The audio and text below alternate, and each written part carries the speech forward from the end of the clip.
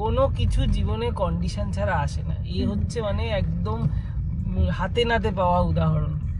কিছু একটা হলে তার সাথে একটা টার্মস এন্ড কন্ডিশনস অ্যাপ্লাইড থাকবে, একটা ফ্রি থাকে।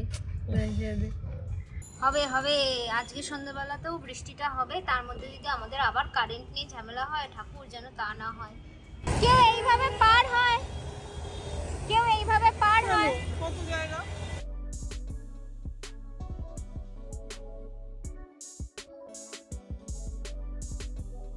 Good morning everyone, welcome back to our channel. কাল রাতের ওই পাওয়ারের সমস্যা এখনও ঠিক হয়নি। সমস্যাটা দেখাই কি হচ্ছে। এই এখন আপাতত ইনভার্টারে আমাদের বাড়ির লোডটা চলছে, আর ইনভার্টার নিতে নিতে আরও পারছে না, এই ওর অলরেডি ওভারলোড শুরু হয়ে গেছে। যতক্ষণ ইনভার্টারে থাকছে ততক্ষণ বাড়িতে যেহেতু রেগুলেটেড একটা ফ্লোতে কারেন্ট ঢুকছে, অসুবিধা নেই। কিন্তু মেন সমস্যাটা হচ্ছে আমাদের এই সামনে যে পোস্ট থেকে লাইনটা এসছে ওখানে কিছু একটা ডিফিকাল্টিস হচ্ছে, যার জন্য কানেকশানটা ঠিক করে ঢুকছে না।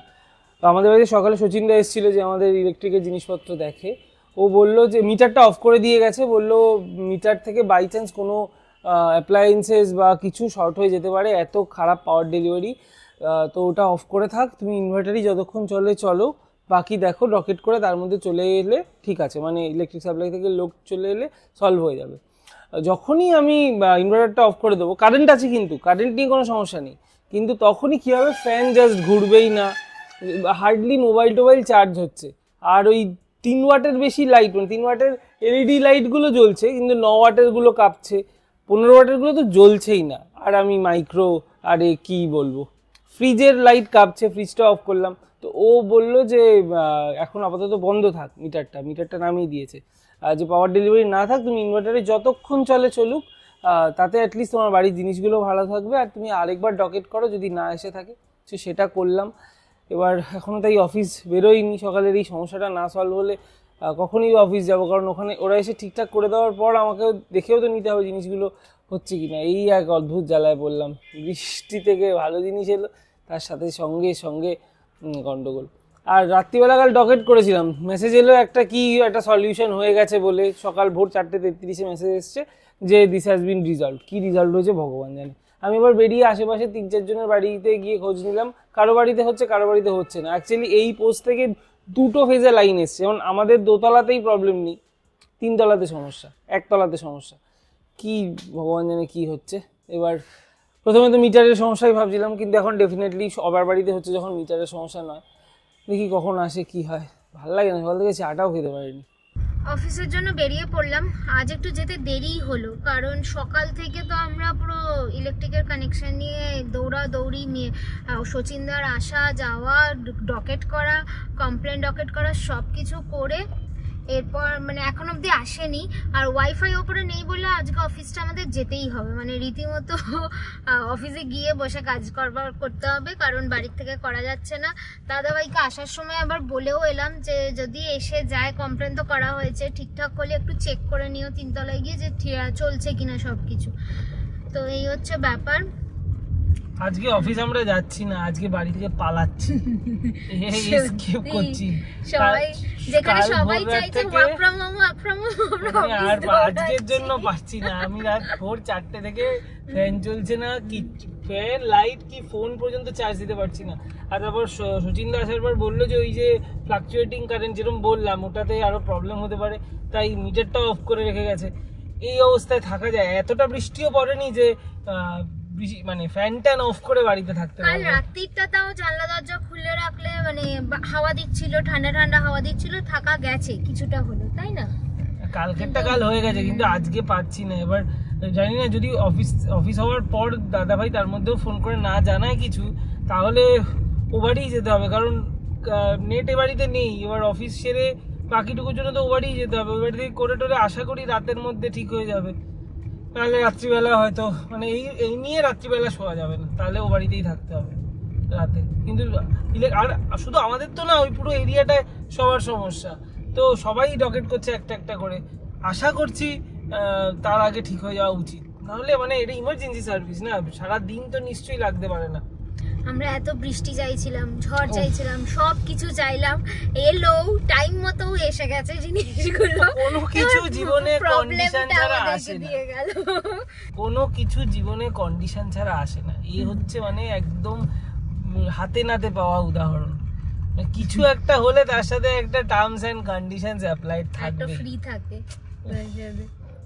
বেরিয়ে তো পড়েছি, কারণ থাকার প্ল্যান ছিল অনেকক্ষণেরই অফিসে, কিন্তু ভালো মা ফোন করে বললো যে এসে গেছে কারেন্ট, আর ওরাও ঠিকঠাক করে দিয়ে গেছে। তো ওর কাছে ফোনটা এসেছিল, তাই তো? শান্তি পেয়েছি। দাদাভাইকে ফোন করে আবার জিজ্ঞাসা করলাম যে উপরে সব দেখে টেকে নিয়েছে কিনা, তো অল সেট। এখন বাড়ি গিয়েই কাজবাজ করবো। আর সকাল থেকে যা ঝক্কি গেছে, এবার বাড়ি মানে এরা অদ্ভুত শান্তি লাগছে যে বাড়িতে এসে গেছে কারেন্ট।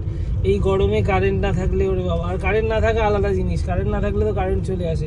এ তো লাইনের ফল্ট হয়েছিল, আর ওই ট্রান্সফরমারেই একটা লাইন কিছু শর্ট হয়ে গেছিল অ্যাকর্ডিং টু দাদাভাই, তো ওটার জন্য লাইনটা ড্রপ করছিল। তাই ওকে এসে সারিয়ে দিয়ে গেছে মোট কথা। এখন বাড়ি গিয়ে আরামসে ফ্যান এসি চালিয়ে একদম পা উল্টে শুয়ে থাকবো, তারপর কাজটা শুরু করবো। মাঝখান থেকে আমার ওই বাড়িটা যাওয়া হলো না। ঠিক আছে, কাল পরশু চলে যাবে। হ্যাঁ, কাল পরশু যাবো। একটা জাস্ট মজার জিনিস দেখেছি, দেখাই, এদিকে দেখো, এই দেখো কি এটা? গাছটা। বাবা রাখাল। হ্যাঁ, আমরা কতটা বড় হয়ে গেছি তার প্রমাণ। আমরা যখন ছোট ছিলাম তখন আমরা রাখাল বালকের গল্প শুনেছিলাম, সেই রাখাল এখন বাবাও হয়ে গেছে। সময় কিভাবে এগিয়ে যায় বলো। অফিস থেকে এসে কাজ নিয়ে বসার আগে একটু আম পান্না বানালাম। এই আম পান্নাটা খাবো আর কাজ করব। আর ওইদিকে একটা জিনিস দেখো, আকাশে মেঘ। আহা হা হা, মনে হচ্ছে আজকে সন্ধ্যেবেলাও হবে হবে হবে আজকে সন্ধ্যেবেলাতেও বৃষ্টিটা হবে। তার মধ্যে যদি আমাদের আবার কারেন্ট নিয়ে ঝামেলা হয়, ঠাকুর যেন তা না হয়। কলটলগুলো মোটামুটি শেষ হয়েছে, এবার কয়েকটা কাজ নিয়ে একটু বেরোবো। এক হচ্ছে আমাদের ডাস্টবিন ব্যাগ শেষ হয়ে গেছে, ওটা ইমিডিয়েটলি দরকার, ওটা আনবো। তারপর ওয়েট মেশিনের ব্যাটারিটাও গেছে শেষ হয়ে, ওটাও নিয়ে নিয়েছি খুলে। ওটা কারণ ওয়েট মেশিন অত বড় নিয়ে যাওয়া পসিবল না। এছাড়া একটা দাদার কাল জন্মদিন আছে, কাল রাতে ওখানে যাব, তার জন্য একটা গিফট নেওয়ার আছে। আর সুপর্ণার ওই চশমাটা ভেঙে গেছিল আগের দিন, ওটাও উষা কিরণে দিতে যাব। এই 4টে কাজ নিয়ে বেরোচ্ছি। এখন বাজে 8টা, 1 ঘন্টার মধ্যে সবই র্যাপ হয়ে যাওয়া উচিত। এবার সবকটা দোকানই, মানে চশমার দোকানটা তো মনে হয় 9:30 অবধি খোলা থাকে, ওটা সবার। আর এখানে আরেকটা যে দোকান থেকে ওই বাকি জিনিসগুলো নেবো, ওটাও খোলা থাকে। তা আগে এই গিফটের কাজটা সেরে এসে তারপর ওগুলো করে নেবো। সবার আগে যাবো ইউজটা। আর সুপর্ণা ভুলে গেছিল সেই চশমাটাই নিতে, আবার নিচে নেমে এলো, আবার বললাম চশমা নিয়েছে, আবার উপরে উঠেছে, গিয়ে তারপর ফাইনালি নিয়ে এসছে। সব আমাকেই মনে করাতে হয়।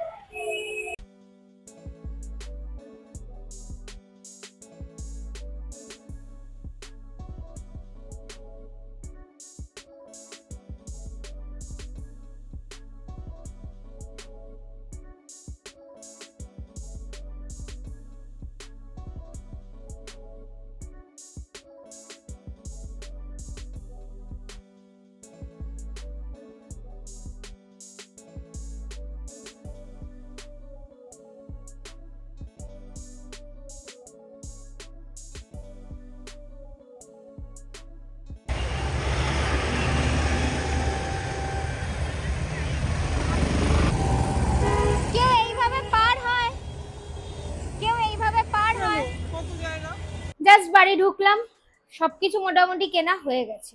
রুটি কেনার ছিল, দেবেন বিশ্বাসে কিছু জিনিস কেনার ছিল, গিফট গুলো কেনার ছিল, সেগুলো সব ডান। কিন্তু আমার চশমার জায়গাটাই হয়ে গেছে গন্ডগোল। দিলাম তো বললো, দেখে তো বললো এই যে জায়গার ঝালাই জিনিসটা ওটা নষ্ট হয়েছে, তো ওরা বললো চেষ্টা করব, যা মনে হচ্ছে তাতে গেল জিনিসটা। এই ব্লগটাও এডিট করা শেষ করে রিয়েলাইজ করলাম যে ব্লগটা এন্ডই করা হয়নি, তাই জন্য আবার ব্লগ এন্ড করতে বসলাম। আর তার মধ্যে আজকে আবার লাপাতা লেডিস দেখলাম। হলে তো একবার দেখেইছি, নেটফ্লিক্সে আসার পর আরও 3বার দেখে ফেললাম এই নিয়ে। যাই হোক, আজকের ভিডিওটা এখানেই শেষ করছি। কিছু ভালো লেগে থাকলে please do like, share and subscribe. দেখা হচ্ছে পরের ব্লগে।